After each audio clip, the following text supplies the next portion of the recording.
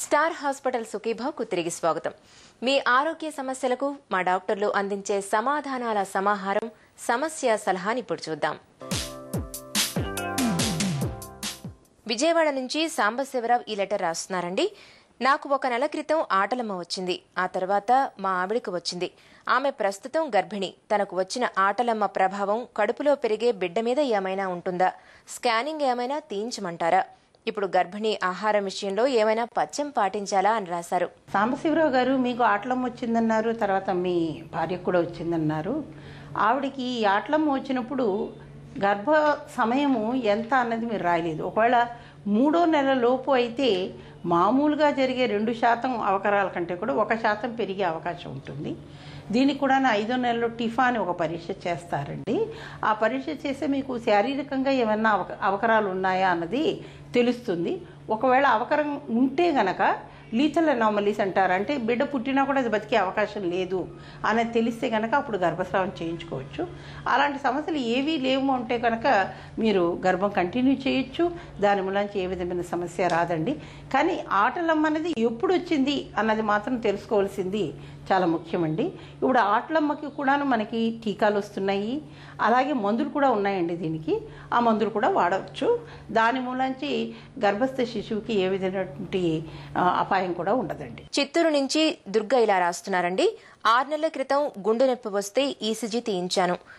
Angiogram చేసి stunt వేశారు. గుండెలో నొప్పి అలాగే వస్తుంటే మళ్లీ చూపించాను. స్టంట్ పెట్టిన చోట బ్లాక్ అయిందని చెప్పి క్లీన్ చేశారు. కానీ గుండెలో నొప్పి తగ్గలేదు. ఈసారి సర్జరీ చేయాలంటున్నారు. 1 వాల్వ్ మాత్రమే బ్లాక్ అయిందని చెబుతున్నారు. ఈ పరిస్థితిలో తప్పనిసరిగా ఆపరేషన్ చేయించుకోవాలా? మందులు వాడితే సరిపోతుందా అని రాశారు. దుర్గ గారు, మీకు ఒక రక్తనాళంలో బ్లాక్ వచ్చినట్లు ఉంది మీరు చెప్పేదాన్ని బట్టి. ఎందుకంటే వాళ్ళు ఇంతకుముందు బ్లాక్ ఉన్నప్పుడు దాన్ని డైలేట్ చేసి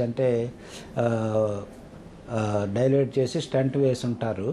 సో దాన్ని అంటే పీటీసీఏ చేసి స్టంట్ వేసి ఉంటారు. ఒక్కొక్కసారి ఏమవుతుందంటే ఈ స్టంట్ వేసినప్పుడు ఈ స్టెంట్లో కూడా పూడికలు అనేవి వచ్చే అవకాశం, ఇన్స్టెంట్ స్టెనోసిస్ అంటారు, అట్లా పూడికలు వచ్చే అవకాశం ఉంటుంది. ముఖ్యంగా ఈ మధుమేహ వ్యాధి కానీ ఉండేటట్టయితే వాళ్ళలో ఈ పూడికలు వచ్చే అవకాశం ఎక్కువ ఉంటుంది.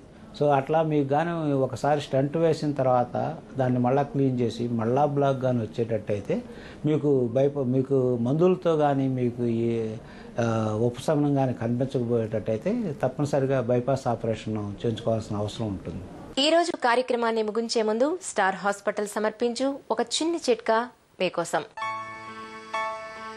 చలికి కీళ్లు బిగుసుకుపోయి నొప్పులతో బాధిస్తున్నప్పుడు వేడి నీళ్లతో కీళ్లపై కాపడం పెడుతూ మృదువుగా మర్దనా చేయండి. నొప్పుల నుంచి మంచి ఉపశమనం లభిస్తుంది. మీకు ఏమైనా ఆరోగ్య సమస్యలు ఉంటే వెంటనే మాకు రాయండి. మా చిరునామా Sukhibhava, ETV 2, Ramoji film city, Hyderabad 501512 లేదా sukhibhava@etv.co.in కు మెయిల్ చేయండి. మీ ఆరోగ్య సంజీవిని సుఖీభవ కార్యక్రమాన్ని ఇప్పుడు www.youtube.com/etv2india లింక్ ద్వారా వీక్షించండి.